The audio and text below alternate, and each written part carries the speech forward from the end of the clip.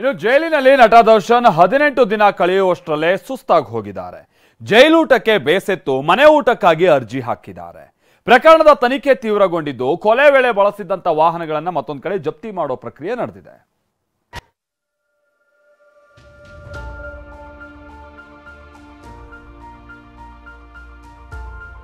ಹದಿನೆಂಟು ದಿನದ ಸೆರೆವಾಸ, ಜೈಲಿನಲ್ಲಿ ದರ್ಶನ್ ವೀಲ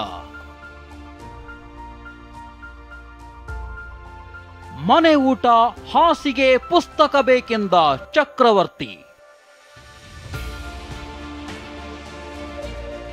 ಜೈಲಿನ ಊಟ ಒಗ್ಗುತ್ತಿಲ್ಲ, ಚಾಪೆ ಮೇಲೆ ನಿದ್ದೆ ಬರ್ತಿಲ್ಲ. ರೇಣುಕಾಸ್ವಾಮಿ ಕೊಲೆ ಕೇಸ್ನಲ್ಲಿ ಸಿಕ್ಕಿ ಬಿದ್ದಿರೋ ದರ್ಶನ್ ಪರಪ್ಪನ ಅಗ್ರಹಾರದಲ್ಲಿ ವೀಲ ಒದ್ದಾಡ್ತಿದ್ದಾರೆ. ಚಾಕ್ನಾ, ಚಿಕನ್, ಮಟನ್ ಬಿರಿಯಾನಿಯಲ್ಲಿ ಮಿಂದೇಳುತ್ತಿದ್ದ ದರ್ಶನ್ಗೆ ಜೈಲೂಟ ಸೇರುತ್ತಿಲ್ಲ. ಹೀಗಾಗಿ ಮನೆ ಊಟ, ಹಾಸಿಗೆ, ಪುಸ್ತಕಕ್ಕಾಗಿ ಕೋರ್ಟ್ ಮೊರೆ ಹೋಗಿದ್ದಾರೆ.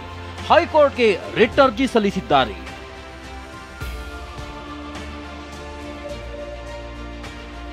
ವಿಷಯ ಏನಂದ್ರೆ, ಪರಪ್ಪನ ಅಗ್ರಹಾರದಲ್ಲಿ ನೀಡುತ್ತಿರೋ ಊಟ ಜೀರ್ಣವಾಗ್ತಿಲ್ಲ.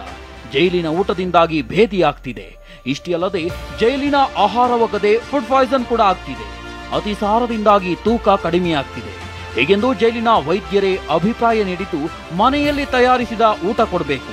ಇದರ ಜೊತೆಗೆ ಬಟ್ಟೆ, ಚಮಚ, ಹಾಸಿಗೆ, ಪುಸ್ತಕ ನೀಡಿ ಅಂತ ದರ್ಶನ್ ತಮ್ಮ ರಿಟ್ ಅರ್ಜಿಯಲ್ಲಿ ಮನವಿ ಮಾಡಿಕೊಂಡಿದ್ದಾರೆ. ಇವನ್ನೆಲ್ಲ ಪಡೆಯಲು ಜೈಲಾಧಿಕಾರಿಗಳು ಅವಕಾಶ ಕೊಟ್ಟಿಲ್ಲ. ಇದರಿಂದ ದರ್ಶನ್ ತೂಕ ಮತ್ತಷ್ಟು ಕಳೆದುಕೊಳ್ಳಬಹುದು. ಮನೆ ಊಟಕ್ಕೆ ಅನುಮತಿ ನೀಡಿದ್ರೆ ಯಾರಿಗೂ ತೊಂದರೆ ಇಲ್ಲ ಅಂತ ರಿಟ್ ಅರ್ಜಿಯಲ್ಲಿ ದರ್ಶನ್ ಪರ ವಕೀಲ ಮನವಿ ಮಾಡಿದ್ದಾರೆ.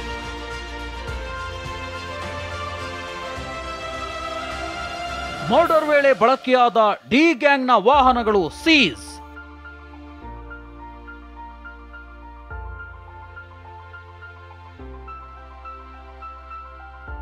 ಇನ್ನು ರೇಣುಕಾಸ್ವಾಮಿ ಹತ್ಯೆಗೂ ಮುನ್ನ ಮತ್ತು ನಂತರ ಆರೋಪಿಗಳು ಬಳಸಿದ್ದ 9 ವಾಹನಗಳನ್ನ ಸೀಸ್ ಮಾಡಲಾಗಿದೆ. ಜಪ್ತಿಯಾದ ವಾಹನಗಳ ಮಾಹಿತಿ ಕೇಳಿ ಪೊಲೀಸರು ಆರ್ಟಿಒಗೆ ಪತ್ರ ಬರೆದಿದ್ದಾರೆ. ಅಸಲಿ ಮಾಲೀಕರ ಮಾಹಿತಿ ಕೇಳಿದ್ದು ವಾಹನ ಮಾಲೀಕರಿಗೂ ಕಂಟಕ ಎದುರಾಗೋ ಸಾಧ್ಯತೆ ಇದೆ. ಇದರಲ್ಲಿ ಸ್ವಂತ ವಾಹನದಲ್ಲಿ ಬಂದಿದ್ದ ಧನ್ರಾಜ್ ಡಿಯೋ ಮತ್ತು ನಂದೀಶ್ನ ಹೋಂಡಾ ಆಕ್ಟಿವಾ ಬಿಟ್ಟು ದೀಪಕ್ ಬಂದಿದ್ದ ಆಕ್ಟಿವಾ, ಪವನ್ನ ಜುಪಿಟರ್, ಪ್ರದೋಷ್ನ ಸ್ಕಾರ್ಪಿಯೋ ಕಾರು ಸೇರಿ ಹಲವು ವಾಹನಗಳ ಮಾಹಿತಿ ಕೇಳಿದ್ದಾರೆ. Bureau report, TV9.